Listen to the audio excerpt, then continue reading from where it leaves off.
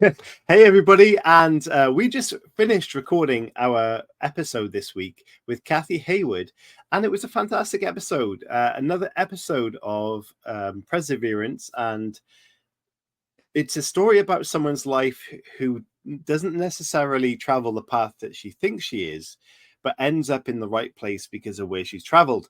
And that's a story that I think a lot of people can relate to, and a lot of people who think they're not in the place they should be end up in the place they should be, and books become popular because of that, and they get their deals because of that. And it's a great story of someone who has gone through different careers and ends up as a bookseller, which is very cool, in a very cool place in Brighton, and an author with a deal. Someone who actually had awards for her book, who then got a deal and had to rewrite a lot of that book, and then has got great praise for what she then released. So, and used a lot of personal kind of stories about her mother and her relationship, and really connected with a lot of people. I think it's a really good story. So, Chris, I enjoyed that episode. What about yourself? Yeah, I said before the episode started that we'd had a whole host of guests that were just emotional and inspirational people, and yeah, I put a little bit of pressure on Cathy, but she delivered. She delivered all of those things. It was a bit emotional at times. I thought the way she tapped into her own source of pain and to produce some really good stories was a great thing. And again, yeah, inspiration. Spinning all cups. It's not all cups, is it? Oh, I've ruined it now. No, it's spinning all different plates. And yeah, that was really impressive. Obviously, being involved in the book world from a creative writing point of view. I can't speak. Why can't I speak? A creative writing point of view, a bookseller point of view, and an author point of view. Yeah, I think she was great. And the fact that she has 2 double espressos before 6 o'clock in the morning is impressive. Wow. She said she has a double espresso in the 5 a.m. Writers Club that she hosts in her bookshop. She's there at 4:30 to open up. At 5 o'clock, she has double espresso, followed by a cup of tea, followed by a double espresso, followed by a cup of tea. And then there was something else. There was like a 5th drink. Protein shake. A protein shake. Yeah. Incredible. Yeah, incredible. So super caffeined up. And protein, and she's done a lot of writing with the community. Wonderful thing to do. But then late into the evening, she's still working in the shop and making coffees and talking about books. So well done to that lady, using all the creative space she can possibly fucking fathom. Oh, so sorry. I'll have to try and bleep that out. But yeah, I think it's a great episode. Please do check it out. And those who tuned in live for our Substack, thank you.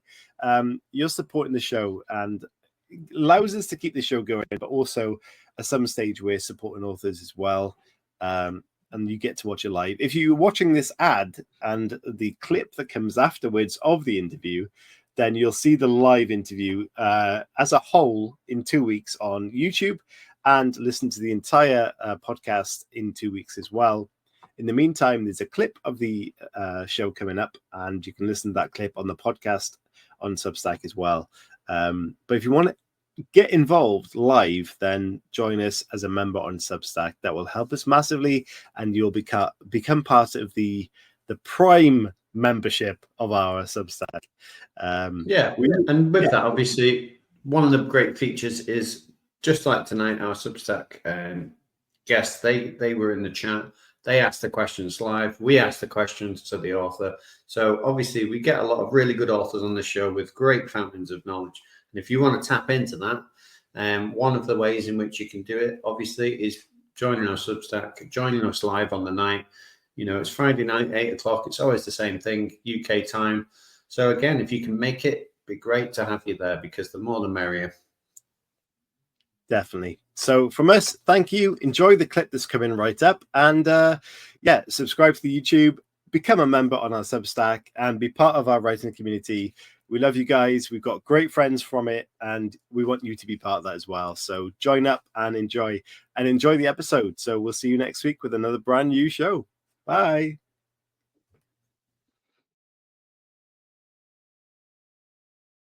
Since I've taken over the bookshop, the minimum wage has gone up 20%, I think, in the UK, but the price of books hasn't gone up. So we get squeezed, and we're trying to, so we have to diversify into other areas, into like stationery and coffee and cake and stuff like that to kind of keep going. So I think I've perhaps got quite boring about book selling, just because I do see it as a business. I'm trying to kind of make a living out of book selling, and it is tough. But yeah, it's interesting to learn more about that. That is fascinating to hear that, because we don't think about that when you look at the rise of the minimum wage, that sort of thing, compared to the prices of books, as you mentioned, don't move. So do you think authors in that case, and we all agree and all know how hard it is to market a book, especially the writing community and indie authors, you know, and even publishers, you know, pumping tons of money into a book and then hoping to get that back. Do you think the style of how that book is sort of published and advertised has changed because of that kind of difference? I think there's a lot more, obviously, competition from Amazon, who have a completely different route to market than most other booksellers and publishers. Obviously, Amazon as a distributor, but also Amazon publishing as a publisher. So I think that has changed the way a lot of people do things. I see a lot more traditional publishers now doing a lot more online advertising and social advertising, which I don't think they did quite so much before. I think the amount, even if you're going to go and buy a book from an independent bookshop, you might still go on Amazon to research books and see which one you want to buy. So I think places like Amazon and like Waterstones and bookshop.org and organizations like that have a huge role to play in how people are choosing books and enjoying them. Yeah, interesting, isn't it? To watch or to listen to this episode, you can do on our Substack now as a paid member. By doing this, you will support our show to grow, be able to watch live, and ask your own questions too. For those who are not members, you will be able to watch the full episode on our YouTube channel and listen to the full episode on our Spreaker Prime podcast, 2 weeks after the live show. The WCCS, together as one, we get it done.